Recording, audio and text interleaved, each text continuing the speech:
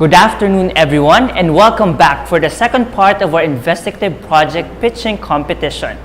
In the morning session, we watched our participants present their investigative project for the life science category.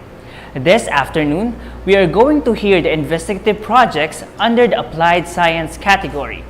But before we proceed with the presentations of our participants, we have a surprise announcement. Through the generosity of our esteemed panel of judges, the first, second, and third placers for both the life science and applied science category will be receiving cash research grants and consultations. These cash research grants will be used to pursue the completion of the research of our winners. For another important announcement, we will be having our Youth and Environment Forum next week in the collaboration with Tanggol Kalikasan Quezon Chapter with the title Youth for Environment, Unlocking Advocacies for Biodiversity. We have invited esteemed speakers for next week's Environmental Forum, namely Ms. Julia B. Apricio, who will be discussing the 7 Principles of Ecology, Dr. Amalia Almazol, who will be discussing biodiversity in Mount Banahaw, Mr. Melvin Rada, who is going to share his knowledge about localized birds in Mount Banahaw, particularly in Mount Banahaw de Tayabas. And lastly, Dr. Katrina Engay Gutierrez, who will be sharing her knowledge about the localized plants in Mount Banahaw. Now, without further ado, let's start the presentations of our participants. So for our first presenter, the title of our first presentation is Hand-Cranked Bag Sealer, presented by Salumbedes John Lebron, Saavedra Franco Agustin, and Solo Windel.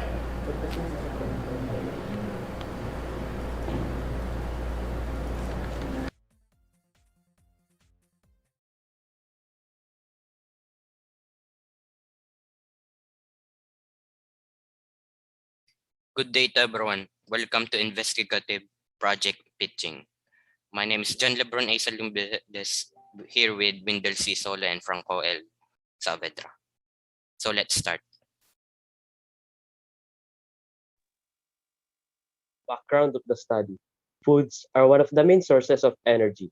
Every living being, be it human or animal, needs to consume food on a daily basis in order to survive. However, food is wasted if it's not stored properly. Every day, food is being wasted and not kept in a proper container. Statistics show that a common cause of wasted food is the lack of storage for food. People also used and tried using various types of preserving food, like storing them correctly, saving leftovers, and more. But for we will be focusing on preserving food by sealing foods in recycled plastic bags. This study hopes to be of great use to somewhat helps in the problems addressed.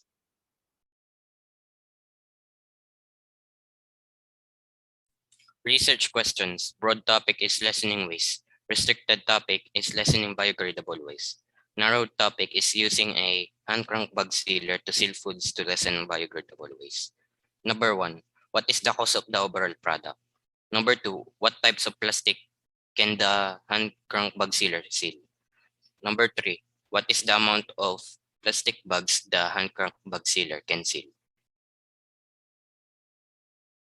General and specific objectives. The fundamental reason and the main objective of this proposal is to reduce wasted food by preserving with the use of recycled plastic bags without using any external electrical output.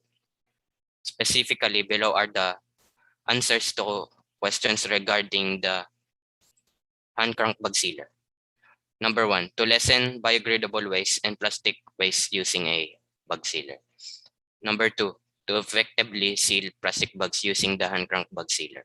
Number 3, to assess the effects of the bag sealer as to the extent of food spoilage and prevention. Hypothesis. The hand crank bag sealer significantly reduces the consumption of electricity than the impulse heat sealer. Significance of the study. Considering bug sealers play such a significant part of everyday life, the outcomes of this study will be beneficial to society. According to the 2018 Solid Waste Management Consolidated Report, 244.35 tons of biodegradable waste, including foods, is wasted every day in Quezon Province alone. To reduce the amount of spoiled food being thrown away, bug sealers are proven to be beneficial to food preservation and refreshment protection, saving money, improves taste and marination, organization, and keeping leftovers. Experimental research design. The experimental research design was utilized to prove the efficiency and effectivity of the hand crank bug sealers in sealing plastics, foods, and other more. Experimental research is a scientific approach to research where one or more independent variables are manipulated and applied to one or more dependent variables to measure their effect on the latter.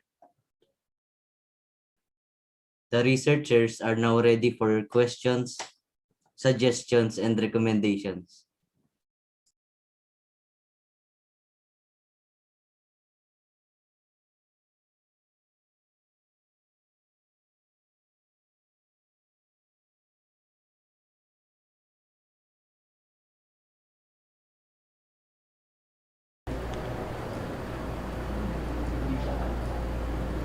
Thank you for the very innovative idea of the first presenter.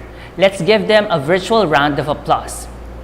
So before we go to our next presenter, we would like to greet our ever-supportive Principal 4 of Luis Palad Integrated High School, Dr. Genercy de los Reyes, our Assistant Principal for Junior High School, Dr. Geraldine M. Constantino, our Assistant Principal for Learner Support and Operation, Dr. Eileen Averilla, and our Assistant Principal for Senior High School, Ma'am Maricel L. Abella. Thank you for attentively watching our program this afternoon.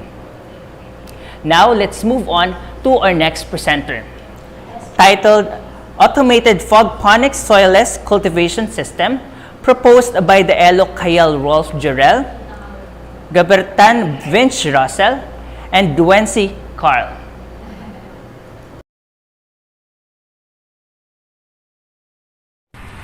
A blessed day to everyone.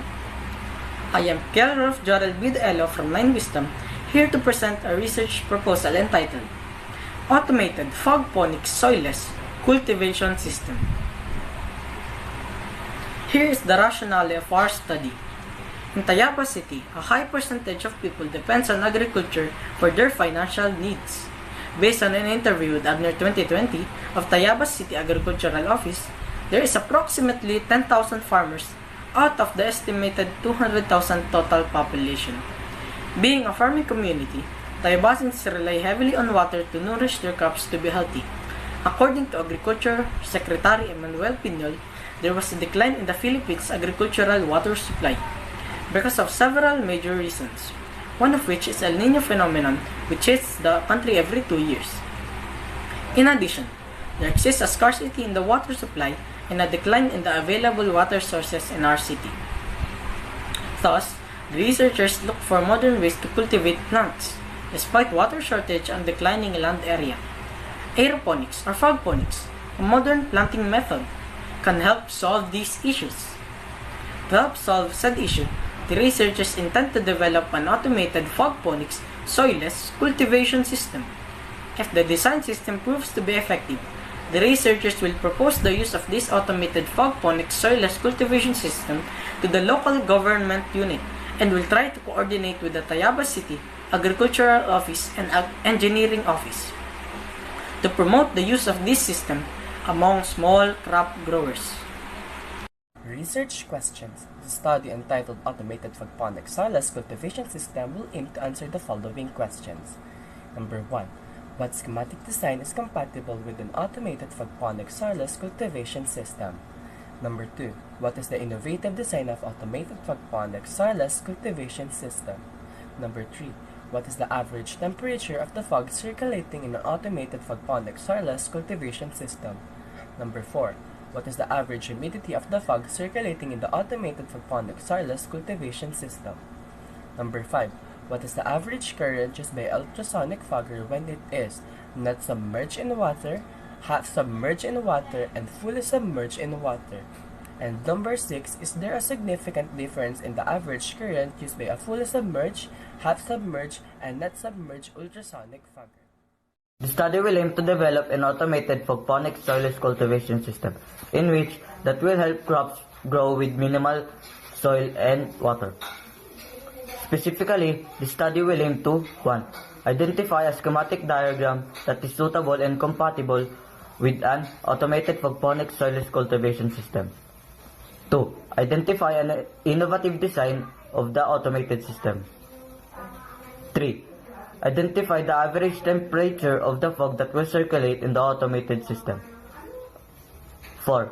Identify the average humidity of the fog that will circulate in the automated system. And 5. Identify the average current used by the ultrasonic fogger.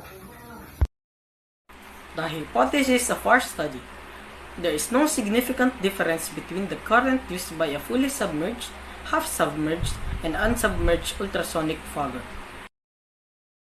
Significance: this study will aim to create an automated phonic soilless cultivation system that could lessen the usage of water and soil. Specifically, it can be a benefit for this group of individuals. For farmers, the study should help ease farmers in minor problem experienced while planting, cultivating, and harvesting by introducing and educating them to modern method which is automated. For the community, the study can provide another source of income or homegrown crops. It can also lessen the need of use vast land space for farming in community. For other researchers, this study will be beneficial to other researchers, especially in the field of agriculture and botany. It will be useful to the researchers as to obtain new knowledge such as breeding and cultivating plants through phonics, as well as basic practice of automating practices. Lastly, the future researchers, it can provide us a basis if they have similar kind of study.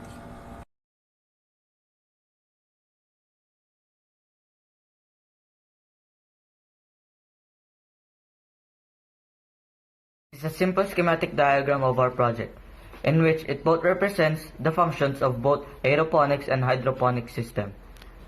It is made of a box in which it can be similar to an aquarium, and attached to it are the PVC pipes, manifold, ultrasonic fogger, and programmed sensors.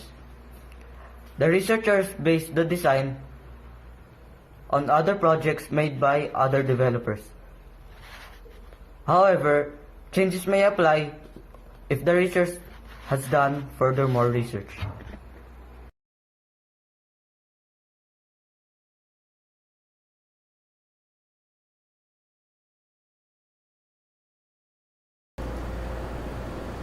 We have heard yet another fresh and innovative ideas from our second presenters, proposing an automated phonic soilless cultivation system. So now, let us proceed to greeting our another very supportive part of our school, which are the guidance counselors. So for grade 7 guidance counselor, we have Ma'am Scarlett de los Santos. For grade 8, Sir Reynaldo Subieta.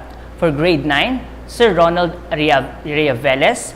For grade 10, Ma'am Rosemary Landicho. And for senior high school, Ma'am Marinesa Villamata. And our guidance coordinator, Ma'am Maria Teresa Abisamis. So now, let's move on to our third presenter, entitled The Bioplastic Made from Corn Cob as an Alternative Face Shield. Presented by Limioco Lian, Gabiana Vince Leonard, and Cuela Justin Luis.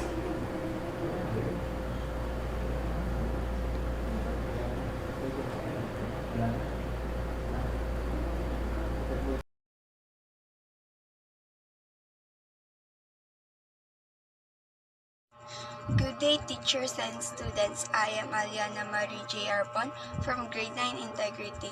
For this study, corn kernel as an alternative bioplastic, I have my groupmate Bianca. Rationale or background of this study. Bioplastics come from natural sources, including crops like corn and switchgrass. This makes them conserve non-renewable sources of energy such as petroleum. In general, bioplastics contain fewer ingredients from fossil fuels. Some contain not at all. They produce less greenhouse gas emissions than petroleum-based plastics. For the research questions, number 1, what will be the significant effect of using cornstarch in making bioplastics? 2, what will be the difference between the plastic and the bioplastic? Number 3, what is it in the cornstarch that makes it compatible enough to be used as bioplastic? A, consistency, and letter B, texture. General specific objectives.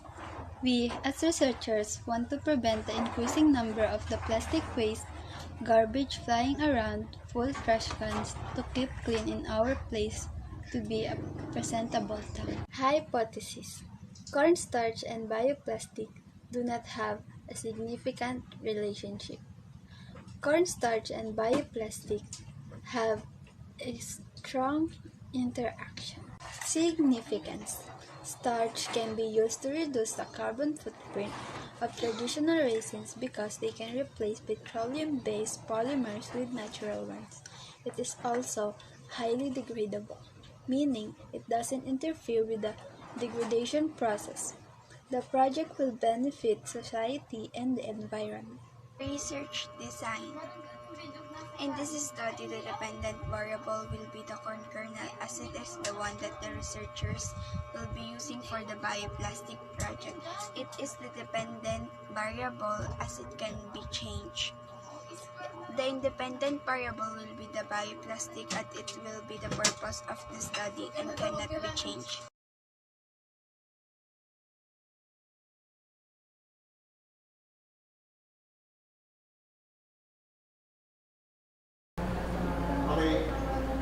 Let's give another round of applause for our last presentation, titled Corn Kernel as an Alternative Bioplastic. This research is presented by Arpon Aliana Marie and Obenia Bianca Janine. So now, let us acknowledge all of the research advisors and coaches for the different participants in our event today. So for the grade 7, we have Ma'am Monica Hardin. For grade 8, we have Ma'am Ladesa Padua. For grade 9, we have Ma'am Margaret Calvendra. For grade 10, we have Ma'am Richeline Pagana. So now let's move on to our next presenter, titled A Light Bulb Fly Zapper Made Out of Used Jar. Proposed by Zagala Aryan Joy and Edresa Janet.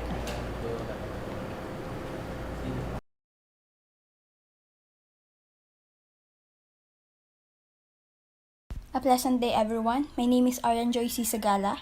And I'm Janet E. Andresa. Today we'll be presenting our research titled A Light Bulb Fly Diptera Zapper Made Out of Used Jar. Waste management is essential in today's society. Due to an increase in population, the generation of waste is getting doubled day by day. Every day, thousands of tons of rubbish are produced by humans in a given country. Nearly the next 20 years, over 1 billion tons of plastic waste will fill the world's oceans, according to CNBC, which gives us a big problem with flies flying around and spreading viruses and bacteria. The fundamental reason for this proposal are the effects and causes of fly with people's livelihood, especially on foods that give them strength and energy. The outcome of this project is expected to become a big help to our community, considering it is made out of a jar which are sold at a very convenient and cheap price, and unused jar having massive amounts of number in the world. It conserves energy and natural resources, reducing petroleum and natural gas consumption and the resulting greenhouse gas emissions, and to be able not to be dumped in the ocean or street after the jar runs out of content. Lastly, it can be used anywhere, specifically when you see a fly approaching you, and by the help of the light that the bulb produces, it may lead the fly to stay away from you. Light bulb fly zapper made out of used jar is significantly comparable to commercially available zapper in terms of effectiveness and stability. Flies pose a food contamination risk because of the bacteria they carry from the surfaces and infected people from COVID-19 by touch, and their vomit from the crop, in the excretion products from their alimentary canal. This potential contamination risk indicates the possibility of flies transmitting bacteria to humans through food. It aims to prevent contamination of foods and to spread COVID-19 cases throughout the world.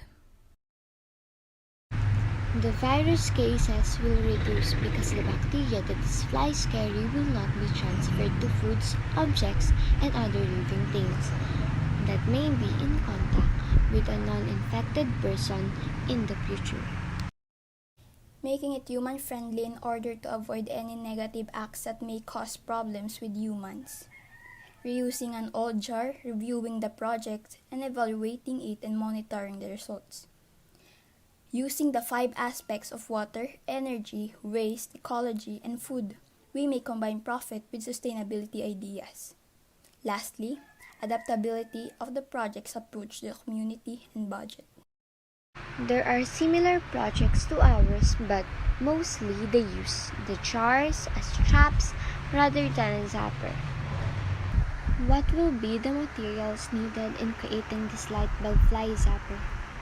What chemical properties are present in the light bulb fly zapper that makes it effective against fly?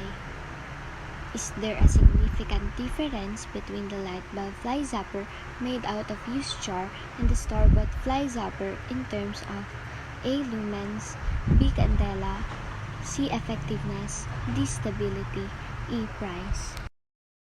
This is a schematic diagram of our light bulb structure and components. It is made out of a jar, wires, screws, and foil. The 2 long basements connected by the hex cap screws are the nichrome wires that will eventually light up. The foil is hidden under it. The energy electricity producer is attached to it from the outer part of the jar, where some of the hex cap screws are still present. It is trapped at the rim, which aids the circulation of the mechanism of binding the fly's vision. And that sums up our presentation. Thank you for listening.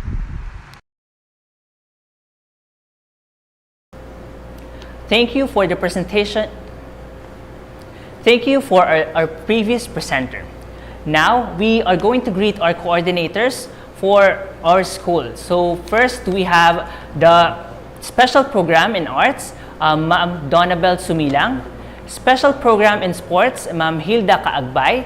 A Special Program in Journalism, Sir Alfonso Mabuting. Open High School Program, Ma'am Generosa de Vera. Alternative Learning System, Ma'am Elizabeth Aquino. Special Education, Ma'am Elsa Isaga.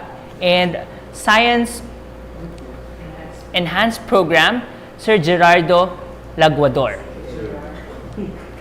Now let's move on to our next presenter, entitled Phenotyping Tomato Genotype for Light Use Efficiency under Different LED Light Regimes. Proposed by De Torres, Jamila Colin, Seberola Crizane, and Halbuena Alexandra Joshua.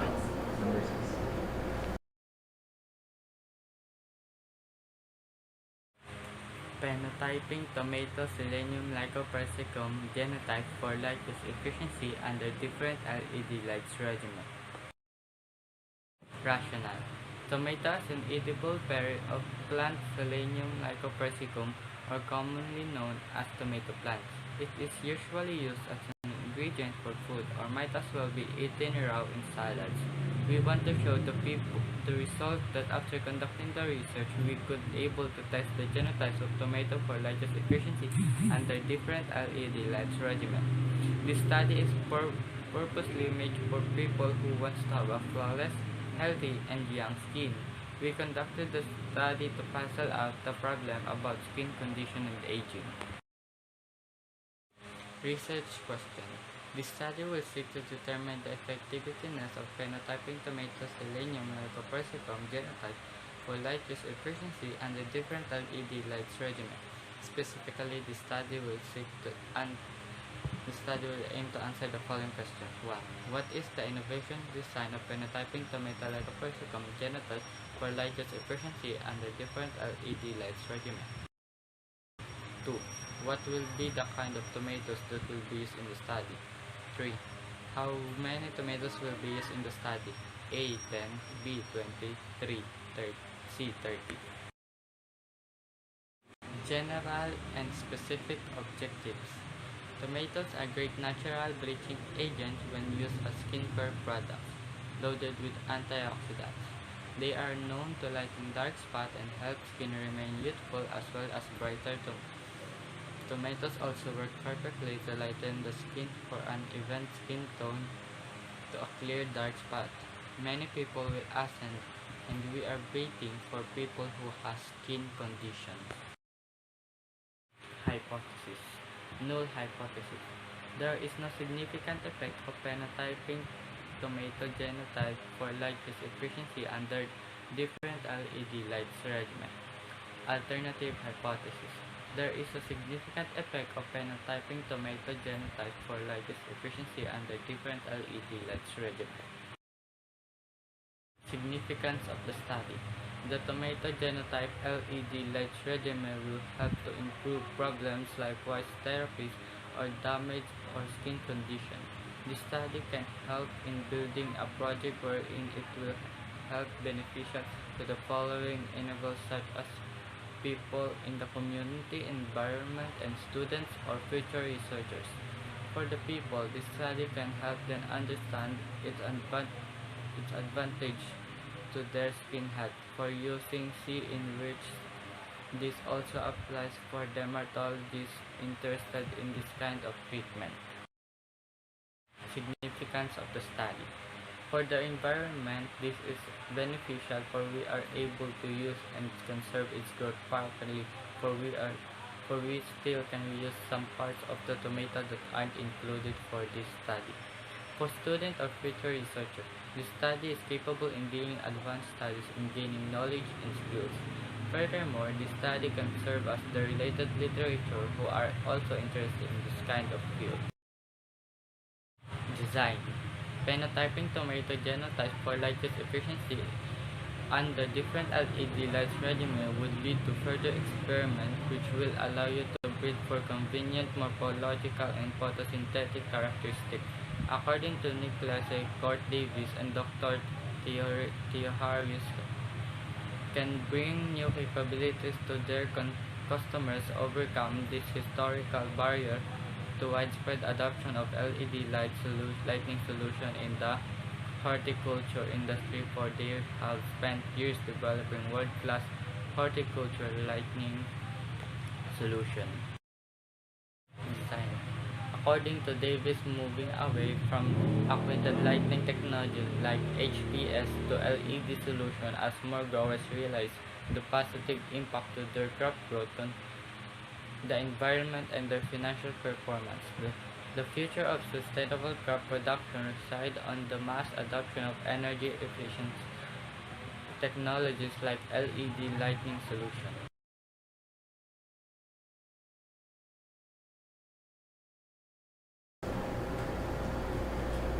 Let's give another round of applause for our previous presenter who presented a very interesting research involving genetics and LED lights. Now, we are going to present to you the judges for the applied science category. First, we have Sir Nino R. Eclarin, machine learning engineer at Hakarus. Second, we have engineer Kevin O. Marquez, licensed electronic engineer. And lastly, Ma'am Gladys M. Falconaya, special science teacher for Philippine Science High School, Calabarzon. Now, let's move on to the next presentation. Another presentation which involves the creation of another substitute for plastic, entitled Alternative Plastic Sheet from Biodegradable Materials, presented by Tabernilia Mark John, Bautista Maynard, and Quinto Aris Dave.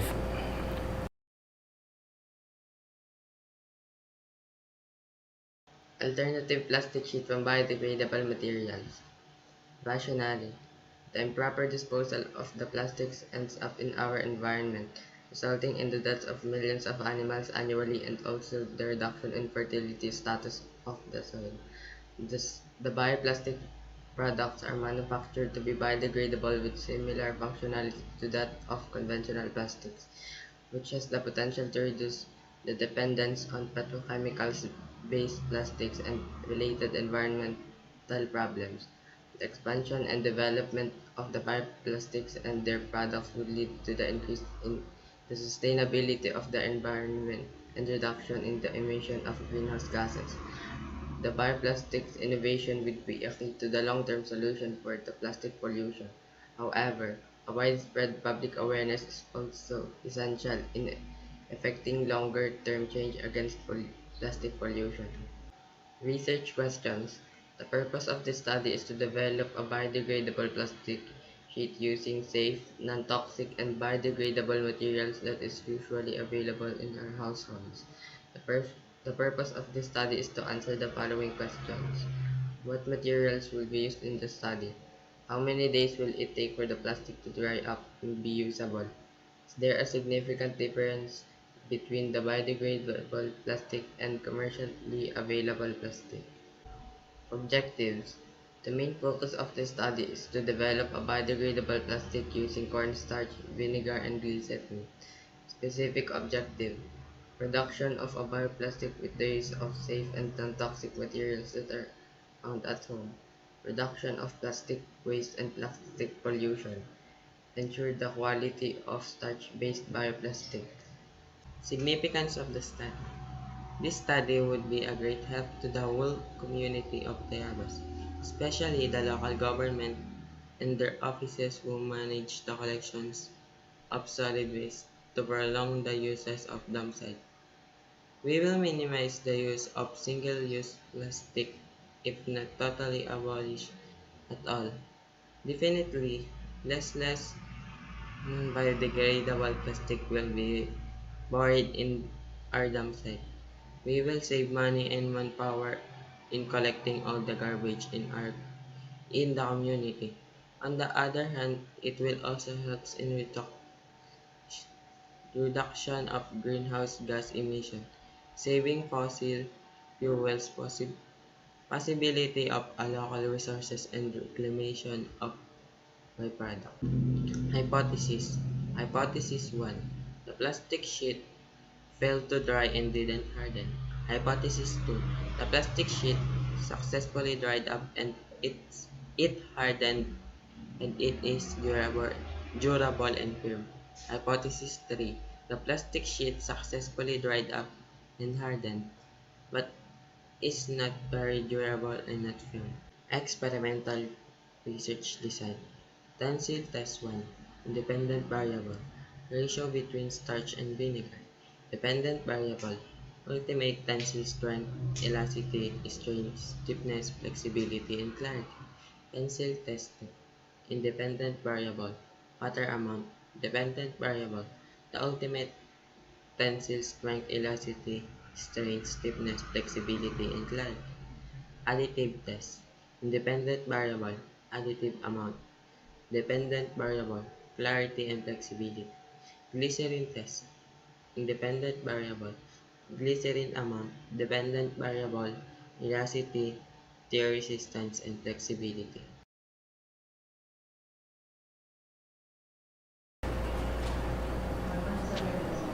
Let's give another round of applause to our previous presenter. I am personally excited to see the result of their presentation of what ways they would find to create alternative plastic by using biodegradable materials. Now, let us give a shout out to the Science Enhanced Program Advisors. For grade 7, for Ma'am Richely Pagana and Sir Marlon Villa. For grade 8, Sir Gerardo Laguador and Romel Padegarao. For grade 9, we have Sir Wendell Mayor and Ma'am Manilyn Tabi. And for grade 10, we have Ma'am Margaret Elaine Calvedra and Ma'am Nelda Oabel. Now, let's move on to the next presenters. Their study is entitled Drinking Plastic Straws as an Alternative Replacement for Making Clothing Buttons. Proposed by Absulio Marco Alejandro, Diapera Eliza May, and Hardiniano Mitzi Altea.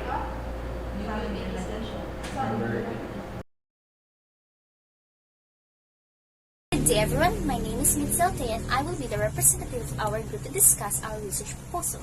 But before I proceed, let me introduce you the other researchers that are responsible for this study. My groupmates are Vianda Roca, Isabella Owabel, Marco Alejandro Absulio, and Eliza Medjopera. Our research is entitled Drinking Plastic Straws as Alternative Replacement for Making Clothing Buttons. Rationale or background. As researchers, we intend to solve the plastic waste problem that is harming the environment, our community, and the animals. Recycling is the process of creating new items from old ones. Plastic bottles, cans, cardboard, glass, newspaper, and other materials can all be recycled. I also saw how a small group of dedicated citizens started a national movement to improve our planet. Don added, he'd like to see more of it today. He says, but it's not just about teaching people to recycle, it's also about convincing them to change their ways. He contends, the most difficult aspect of recycling is changing habits.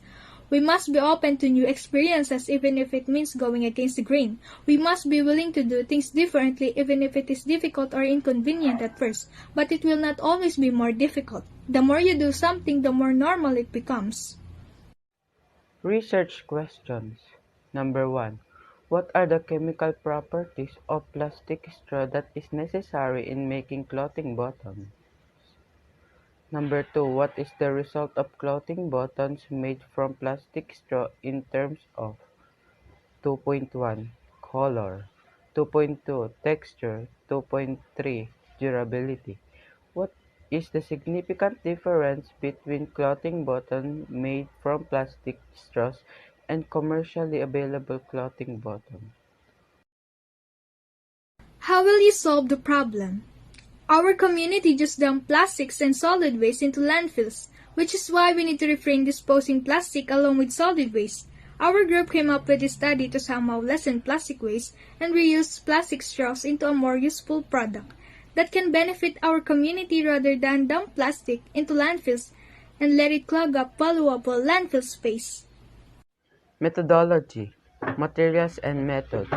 The material to be used are hole punch with a length of 3.85 mm, plastic straw, baking paper, clothing iron, and sandpaper. Procedures. Preparation of the materials. Gather the needed plastic straws, then wash the plastic straw with a warm water. Put it aside to dry. Choose the colored straws and arrange them together side by side. Melting. Put a sheet of baking paper onto the ironing board.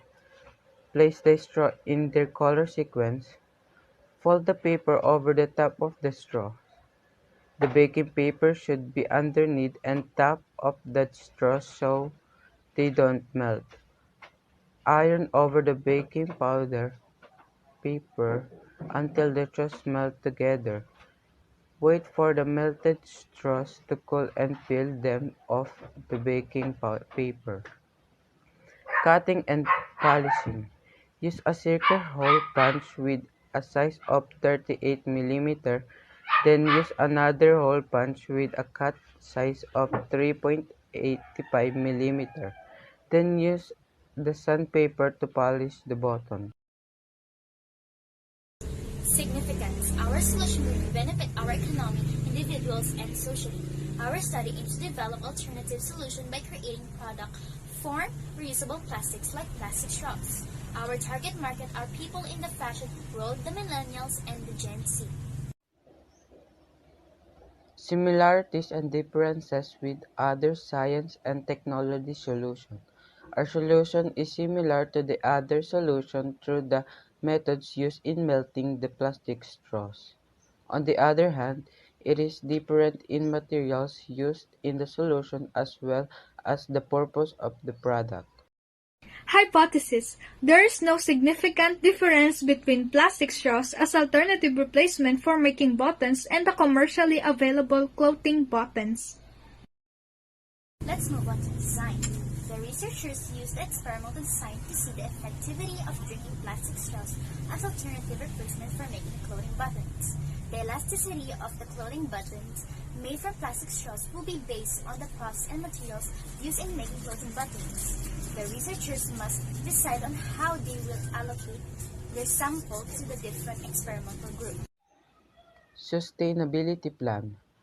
We plan to sustain our project by addressing our study to the community to consult all stakeholders whenever possible to make sure that their preferences are implanted in our project. Raise multiple sources of funding, integrate our project into existing system and political support. Thank you and have a great day, everyone!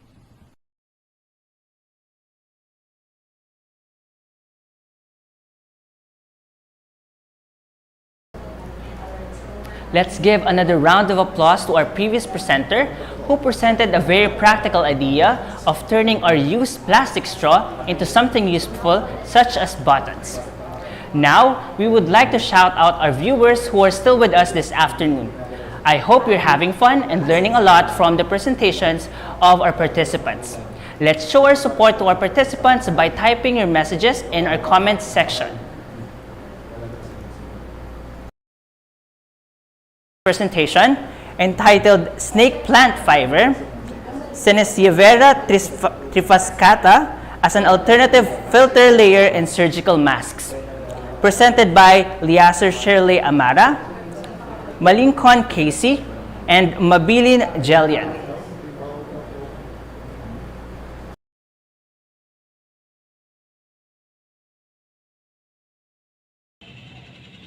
Snake plant fibers and Sansevieria trifascata as an alternative filter layer in a surgical mask. This year, which is 2021, we are still in the middle of an ongoing pandemic, and face masks, combined with other preventive measures, help slow the spread of the virus.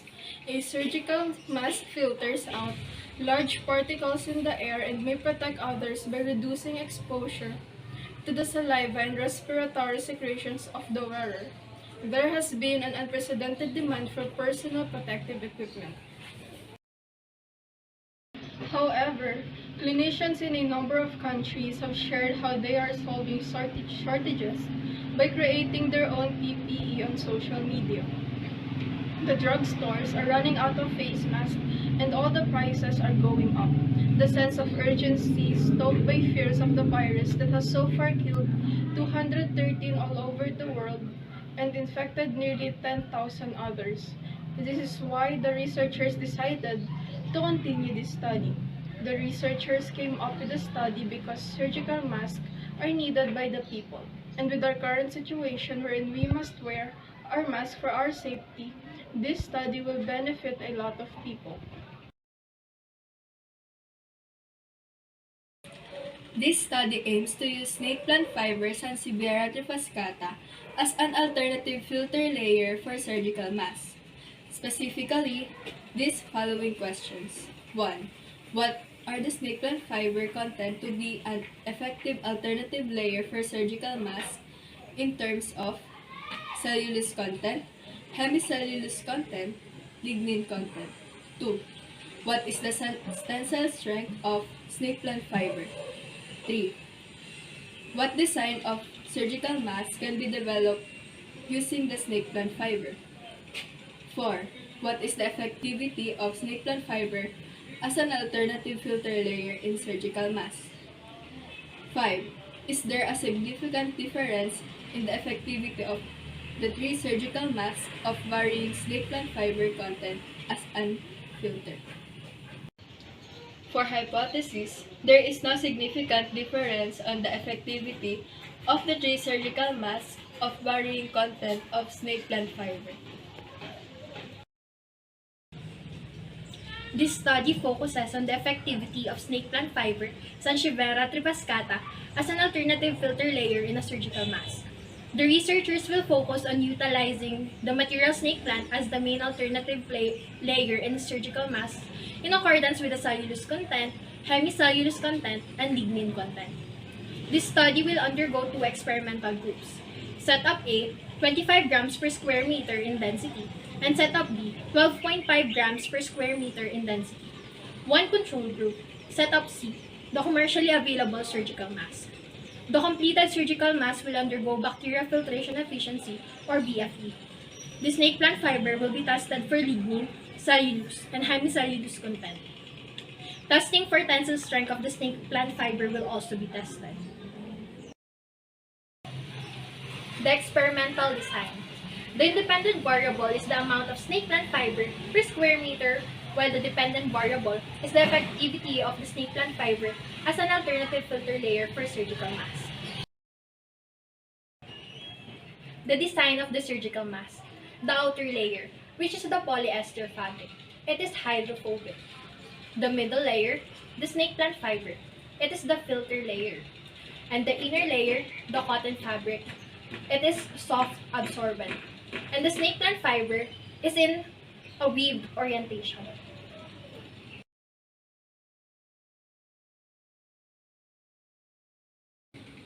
Thank you.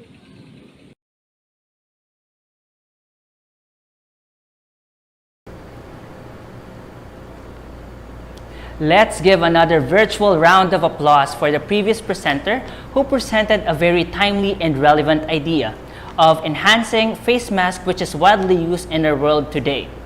So now let us remind our participants as well as our viewers for the criteria for judging for the investigative projects. Scientific thought and engineering goals, 30%, resourcefulness and inventiveness, 30%, thoroughness, 15%, research skill, 15%, and oral presentation skill, 10%, for a total of 100%. Now that we are reminded about the criteria for judging, let us move on to our next presenter. Their presentation is entitled Weather-Powered Generator. This presentation was made by Kada Sofia Lisbeth, Kabuyaw Altea, Valderramos Lizel Ann, Regine A., and Kalupig Alfonse Nathaniel.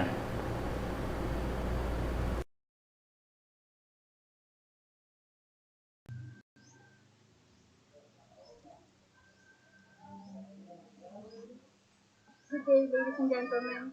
Our title proposal is Weather Power Generator by Christian. In the Philippines, one would have to get used to brownout or the drought involved in an electrical power supply. Whether or not it is intentional, these outages have wide-ranging effects on the economy. Households would experience no electricity for fewer weeks or 24 hours, causing great inconvenience.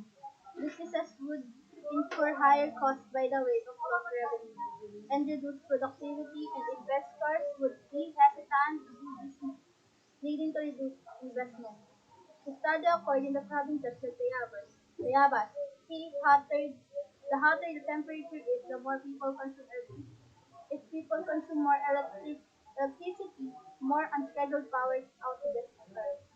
Research problem. In this study, will create prototype weather power generator.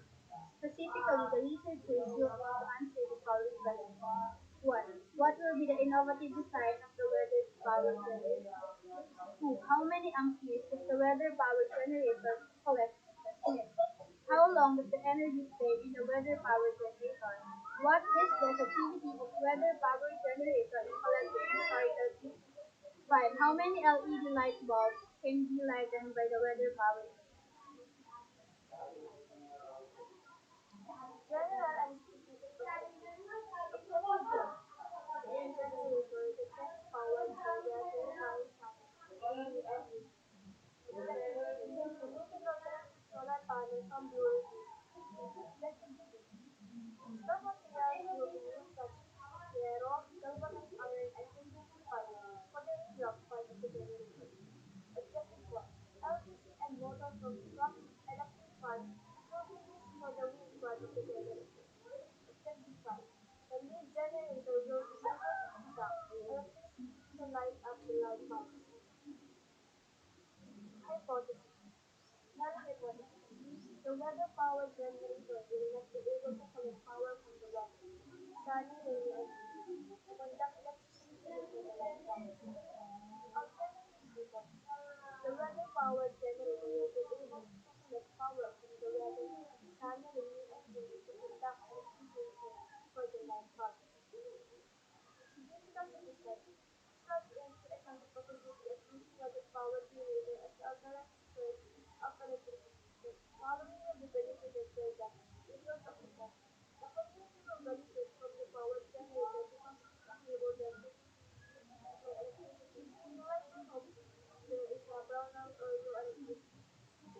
power generated, the community might become successful in terms of economic and health antibodies can reduce the essential habits associated with lack of food. Improve benefits is also needed in consumer that provides backup plans of nutritional centers and other emergencies. This was one by ensuring that common members and people within the community are well connected to the internet. Future researchers will benefit from this study, and it will provide them with some ideas further on solid it will serve as an example a basis for other researchers who want to conduct more similar studies. Sometimes researchers may rely on the backup of generators for compress the toxic source into power plants. There also on power research and resources on electrical network. Therefore, it evaluates has been carrying out projects. It also contributes to the development of remote and strategic areas. The related skills to business proposals. The electrical companies, the project will serve as a graduation rate for research opportunities. It is for a lower percent of food quality. The experimental design shows the relationship between the dependent and the independent variable of this study.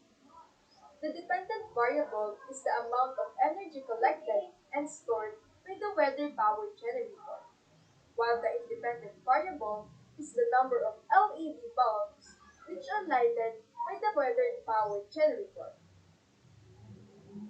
And this is for the schematic diagram. Thank you for listening. Now, we are open for your comments and suggestions.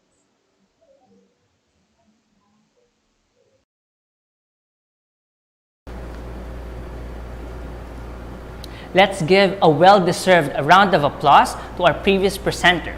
I could imagine this investigatory project to be very useful, especially to our remote areas where there are no electrical connections. Now, in line with the Science Month celebration, we would like to take this opportunity to invite our students for our different contests and activities. We have essay writing, digital poster making, slogan making, and lastly, our Youth Environmental Forum. Please visit Luis Palad Integrated High School Science Department page for more information for the following activities. Now, let's proceed to our next presenters. Their presentation is entitled The Extraction of Chitosan from Freshwater Snail Shell, Jagora aspirata, through deacetylation as bioplastic. Presented by Eder Yvonne Kirsten, De Torres Kate Ashley, and lastly, Abisamis Leon Kim.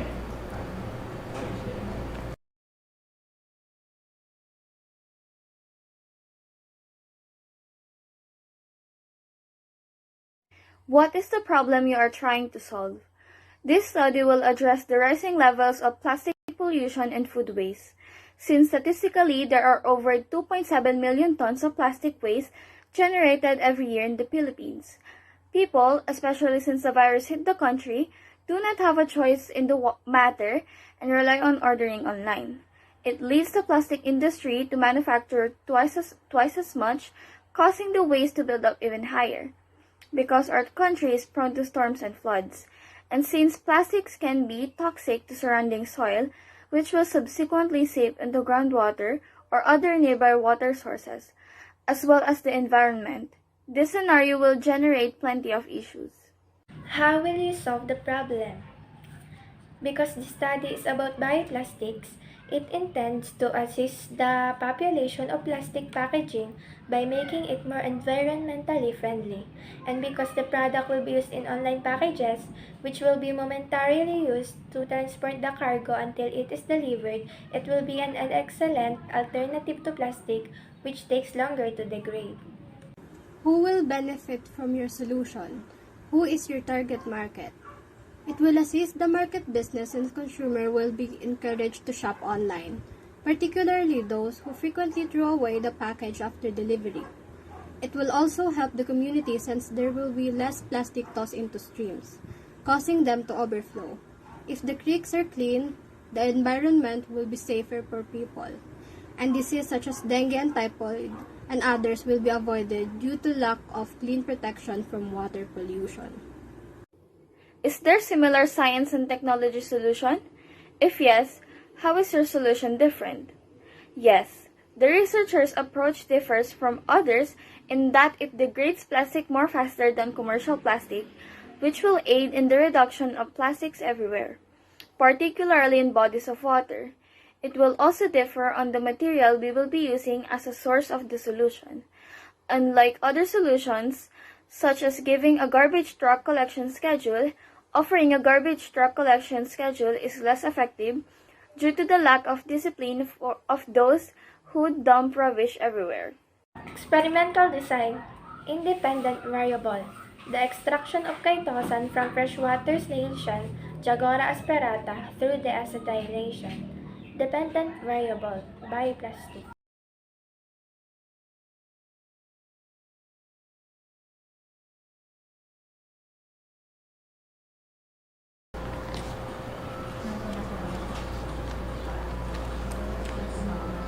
Let's give another round of applause to our previous presenters for their very, again, innovative and fresh idea that they shared this afternoon.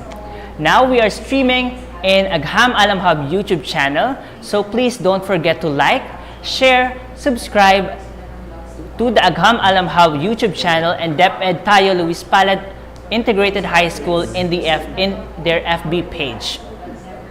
With that being said, let's proceed to our next presenter.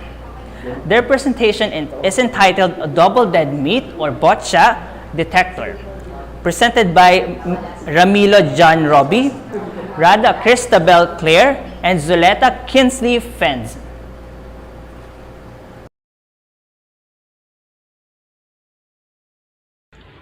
Good day everyone, I'm Kinsley Fenzi Zolata together with John Robbie C. Ramilo and Christabel Claire T. Rada. We will be presenting to you our research study entitled Double Dead Meat Detector. Double dead meat was being sold at a public market at Barangay 27. The suspected dealers said that 1,737 kilograms of different types of double dead meat are such as hog, chicken, and beef. According to Zagala, the Tayabas office of the city veterinarian confiscated 100 kilograms of pork meat that didn't pass through proper inspection. As stated by City Veterinarian Department, pigs must be inspected by post-mortem and ante-mortem inspections performed by slaughterhouses. Malyari mentioned that in General Luna, Quezon Province, at least 43 pigs have died from African swine fever. To deal with this problem, the researchers came up with creating a double dead meat detector, which will be used by consumers on identifying the difference between botcha and non-botcha meat. This study, entitled Double Dead Meat Detector, aims to develop a detector to be used in classifying meat as double dead or not. Specifically, this study aims to answer the following. First, what will be the innovative design of the double dead meat detector? Second, how long will the machine detect double dead meat? Third, how effective is the machine in detecting double dead meat in terms of A. Color and B. Temperature? This study entitled Double Dead Meat Detector is limited in identifying the meat. There will be 2 samples to be detected at the Central Analytical Services Laboratory National Institute of Molecular Biology and Biotechnology situated in Los Baños, Laguna Science Park. Significance of the study. The research study aims to find the effectiveness of the detector in classifying whether a meat is double dead or not. The study will benefit the following sectors. To the community. Through this, the people will help lessen the occurrence of disease caused by double dead meat. It will ensure that healthy and safe meat is given to the consumers in our community. To the environment. Having this detector, it will benefit to lessen local contamination of groundwater caused by double dead meat. To the meat inspectors. Having our portable detector, meat inspectors will not be troubled to bring bigger machines and to be able to provide proof that the meat is double dead or fresh. To the future researchers, they can use this study about double dead meat detector as their reference in their future research studies. Figure 1 shows the relationship between the variables in the study. The dependent variable is the effectivity of the detector in determining double dead meat. On the other hand, the independent variable is the design of the double dead meat detector.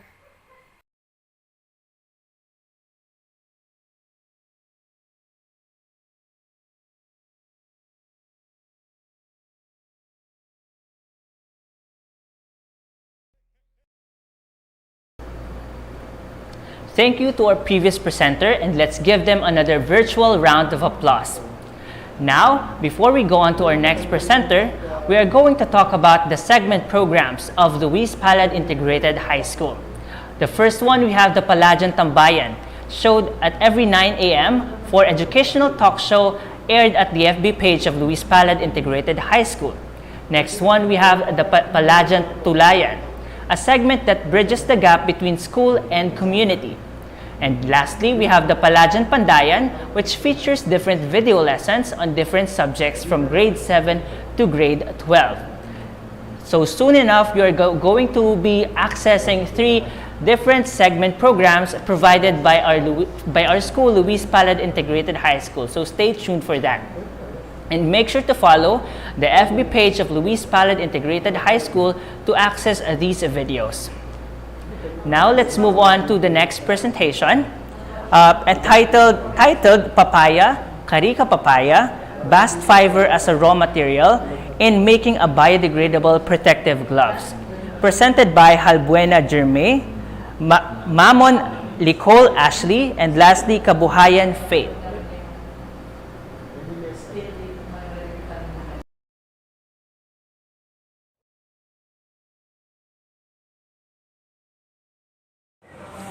Good day everyone.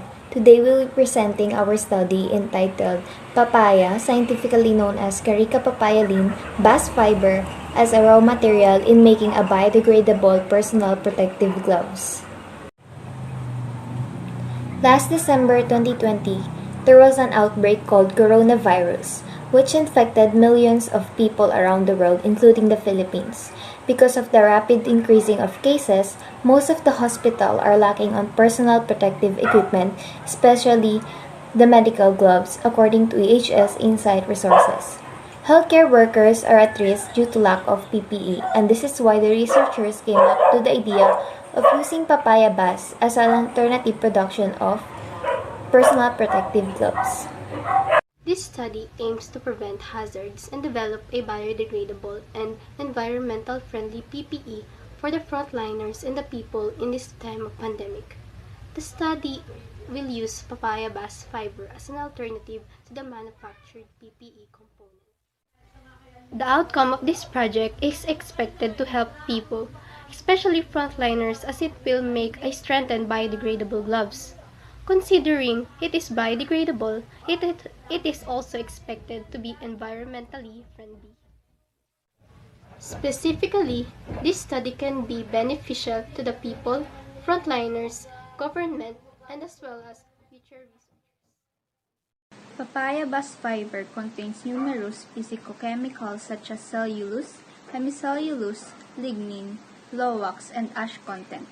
This finding implied that biodegradable Carica papaya fibers could be used as a potential reinforcement in the polymer matrix composite. A study has been conducted stating that a mixture of thermoplastic starch and the various amount of fiber can strengthen the quality of bioplastics. Another study has been conducted stating that the combination of bioplastics and natural rubber mix are 75% and tougher and 100% more flexible. The authors of the said study suggested that the product can also find its way to many other areas, and that includes medical implants. Questions. How much cellulose and hemicellulose is present in 100 grams of papaya bast fiber? How long does this biodegradable PPE last until it decays? What is the difference between the existing latex gloves and the biodegradable gloves in terms of A. Biodegradability, B. Water absorption? The experimental design in making biodegradable personal protective gloves using papaya bast fiber as a raw material. The independent variable is the papaya bast fiber in the solution of 25% to 75%, 50% to 50%, 75% to 25%.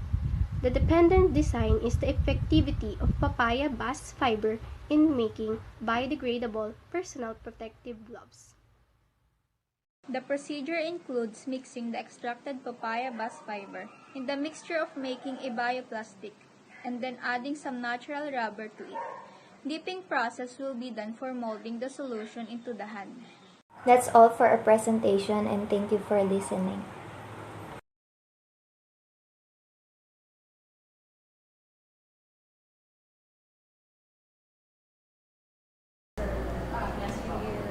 Thank you for the previous presenters.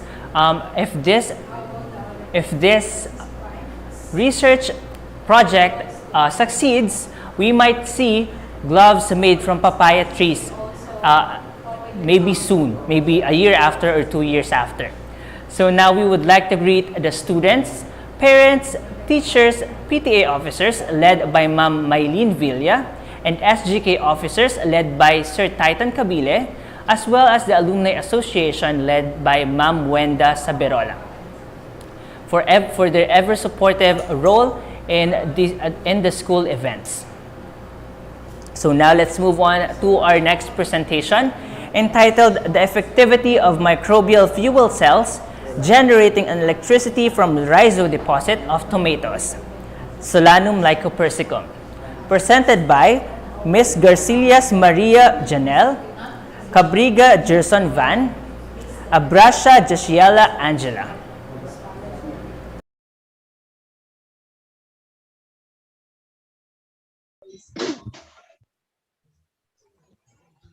The effectivity of microbial fuel cells generating an electricity from rhizodeposits of tomatoes, Solanum lycopersicum.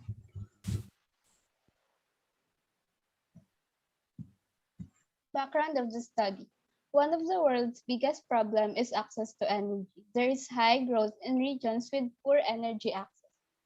1.1 billion people across the world still lack any electricity supply according to a new analysis by the International Energy Agency. The Philippines' population growth means rising energy demand.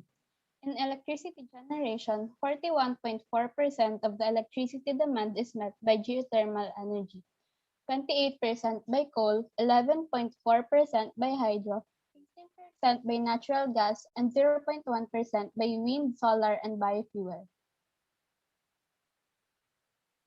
The community of Tayabas sometimes suffers from power interruption.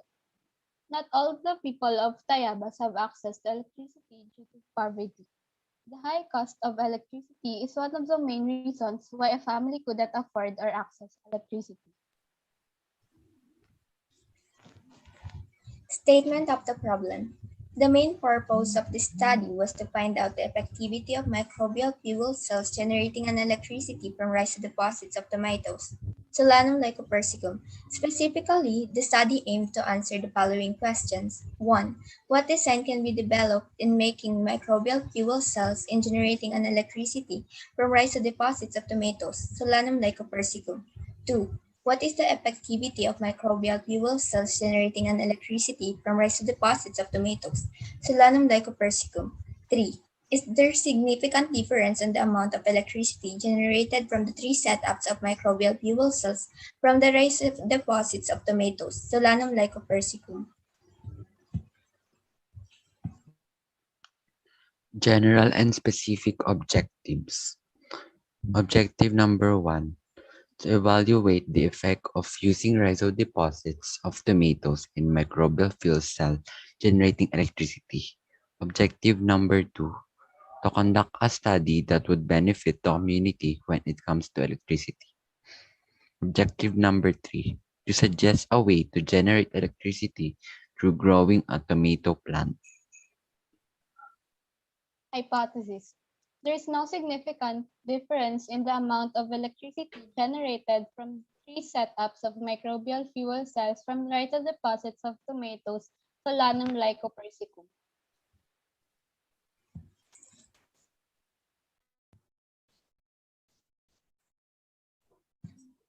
Significance of the study. This study showcases a way to find the effectivity of microbial fuel cells generating an electricity from rhizodeposits of tomatoes, Solanum lycopersicum. The study is significant with the following. The students, the researchers. Study The study might help the students or the researchers to have some references. The society. It could help the society to find a cheaper and a new source of electricity. The environment. It would help the environment to have an alternative source of electricity. Experimental design. The figure shows the independent and independent variable of the study. The independent variable is microbial fuel cells from rhizodeposits of tomatoes, Solanum lycopersicum. The dependent variable is the effectivity of microbial fuel cells from rhizodeposits of tomatoes, Solanum lycopersicum, on generating electricity.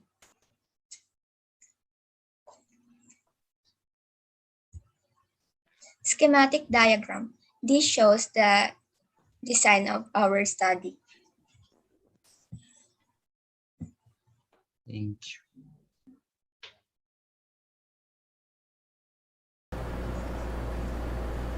Thank you to our previous presenter. It's another very good idea combining two fields of sciences in one, namely botany and engineering and technology, worthy of another round of applause from our audience. Now, let's give a shout out to our SSG advisor, Ma'am Sigrid Fadrigalan, our YesO advisor, Sir Wendell R. Mayor, and we would also like to greet the faculty of Antonio A. Maceda Integrated School of the Division of Manila who partner with the Luis Palad Integrated High School in benchmarking our research program for the junior high school. We would also like to greet our fellow science teachers in the Division of Tayabas Secondary Level, Rosario Quesada Integrated High School, Dapdap Integrated School, West Palale National High School. Now let's move on to the last presentation for this afternoon. Entitled The Effectivity of Buboy Leaves, Ceiba Pentadra as an Alternative Gel Fuel. Presented by Holanda Jos Andre, Mercado Vanessa, and lastly Cabalsa Jazel Arelu.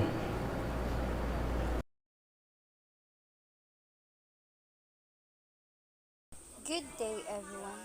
Today, our study is all about the effectivity of buboy leaves as an alternative gel fuel. Background of the study. One of the main problems in the Philippines is air pollution. It gives a negative effect on the environment which also affects the citizens. Pollution has several effects to humans because it can cause health problems. In the Philippines, air pollution from fossil fuels, primarily coal, oil, and gas, is attributed to cause as estimated 27,000 premature deaths per year and 4.5 million days of work absences due to illnesses. Around 3 billion people cook using polluting open fires or simple stoves fueled by kerosene, biomass, wood, animal dung, and crop waste, and also a coal.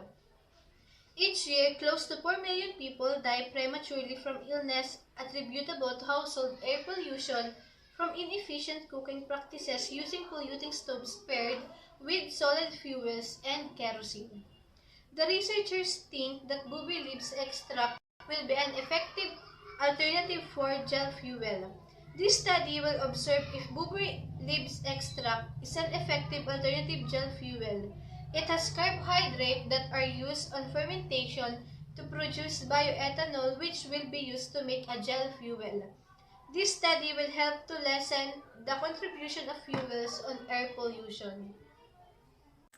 Statement of the problem. This study focuses on the effectivity of buboy leaves as an alternative gel fuel. Specifically, it aims to answer the following question. 1. What is the effectivity of buboy leaves as an alternative gel fuel? 2. How many grams of carbohydrates is present in 100 grams of buboy leaves that enables in creating of gel fuel?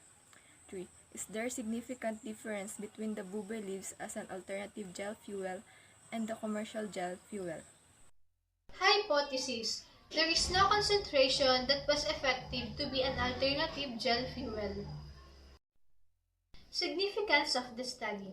This study is very important for the researchers as it helps them to enhance their knowledge in the effectivity of buboy leaves as an alternative gel fuel. The following groups will be most benefited by this study. This research study is significantly important in the field of financial and economic development because this research aims to use buboy leaves as an alternative gel fuel, which results to our community saving money from buying the usual unnatural and expensive fuels that can also lead to the development of our economy. In addition, this research will help certain groups and organizations in our community, such those companies or organizations that uses natural and expensive feedstock for fuels. Lastly, this paper can serve as a related literature for future researchers who plan to explore the same topic. This will also give them the knowledge about how buboy leaves can become a gel fuel. Experimental design. The dependent variable is the buboy leaves extract. Then the independent variable is the effectivity of gel fuel.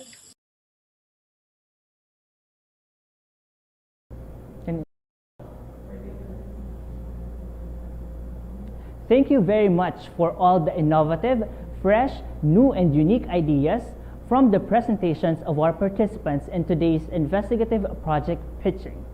We will have the announcement of the winners on our closing ceremony that will be held on September 30, 2021. In line with the Science Club Month celebration, we would like to take this opportunity to invite the students again for our different contests and activities. We have essay writing, digital poster making, slogan making, and our Youth Environmental Forum and Research Webinar. So please visit the Luis Palad Integrated School Science Department page for more information for each activity. To present our certificates for our participants and judges for today's event, may we call on Ma'am Marites Hasela, Teacher 3 of Science Department.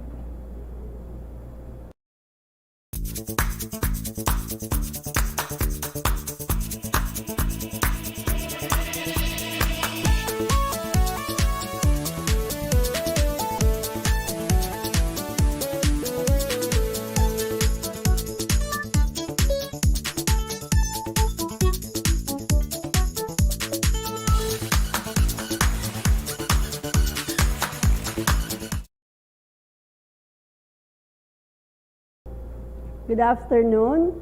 At this moment, we would like to award our certificate of recognitions to our panel of judges. So let me read the citation.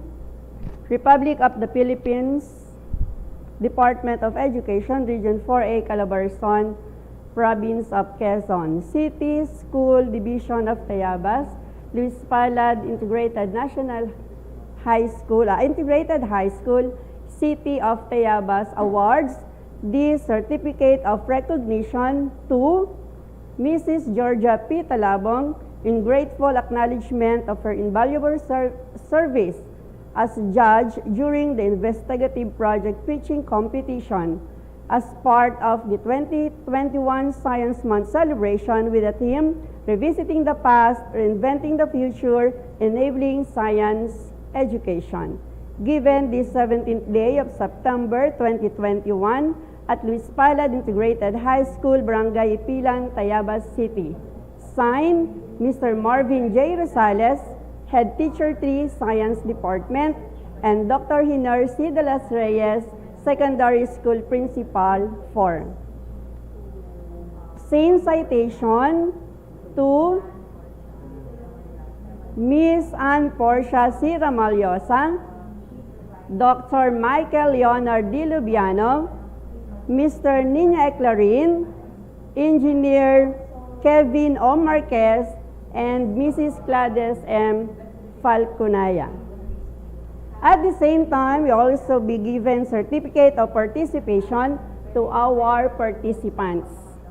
The citation is Certificate of Participation awards to, in grateful acknowledgement of his invaluable service as participant during the investigative project pitching competition as part of the 2021 Science Month celebration with the theme Revisiting the Past, Reinventing the Future, Enabling Science Education, given the 17th day of September 2021 at Luis Palad Integrated High School, Barangay Ipilan, Tayabas City. Signed, Mr. Marvin J. Rosales, Head Teacher 3, Science Department, and Dr. Hinarci de los Reyes, Secondary School Principal 4.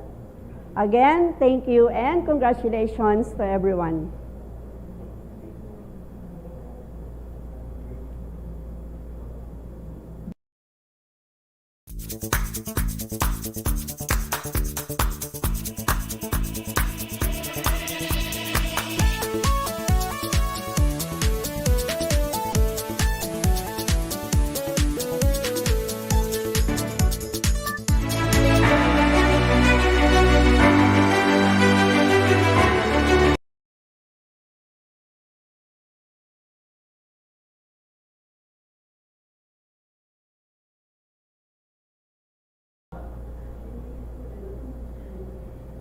Again, thank you to our participants and our judges for today's investigative project pitching competition.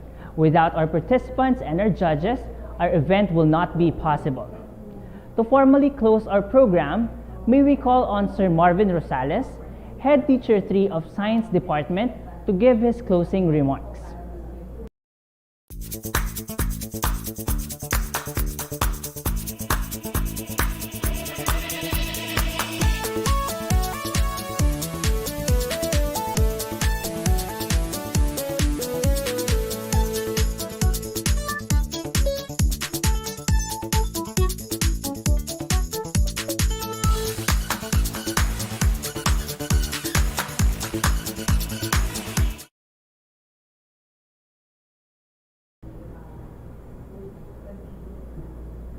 To our ever-supportive School Principal 4, Dr. Hinarci de los Reyes, Assistant Principals Dr. Geraldine Constantino, Dr. Maria Eileen Avirilla, and Madam Cel Abella, our Admin Officer, Ma'am Tess Palma, my fellow department heads, Luis Palad Integrated High School faculty, parents, and stakeholders, a pleasant day to everyone. On behalf of the Science Department, we would like to thank our very generous panel of judges for the assistance that they have provided to make the investigative project pitching a success. To our panelists, Sir Nino Eclarin, Engineer Kevin Marquez, Ms. Gladys Falconaya, Ms. Ann Portia Ramalhosa, Dr. Michael Leonard Lubiano, and Ma'am Georgia Talabong, thank you very much for your overwhelming support. Maraming salamat po sa inyong patuloy na suporta sa Science Department.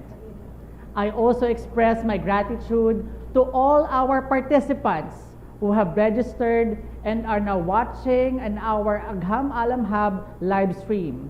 Thank you very much as well to the members of the technical team who made our event possible.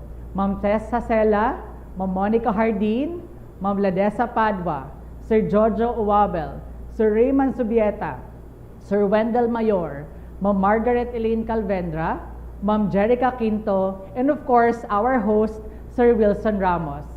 Thank you very much to the rest of the Science Department from the Junior and Senior High School of Luis Palad Integrated High School.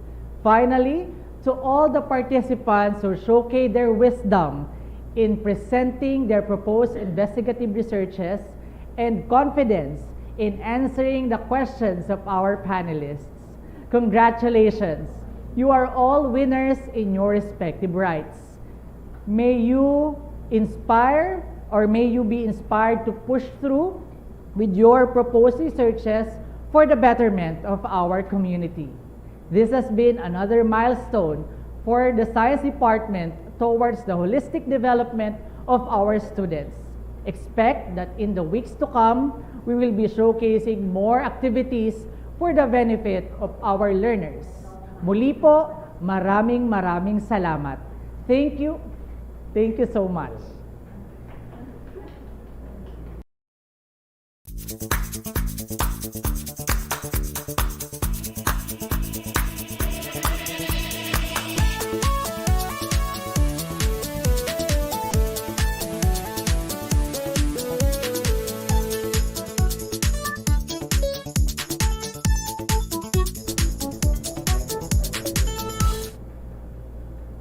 Thank you, Sir Marvin, for your inspiring message.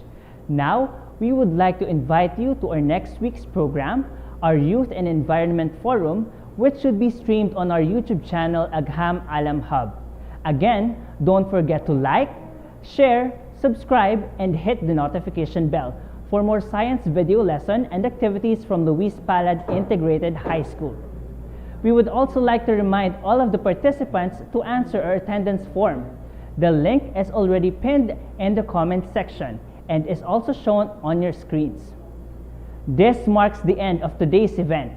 I hope you all had fun and learned something from today's program. Thank you for being a part of this fun and memorable experience. Again, I'm Sir Wilson Ramos. Keep safe and have a great day ahead. Bye!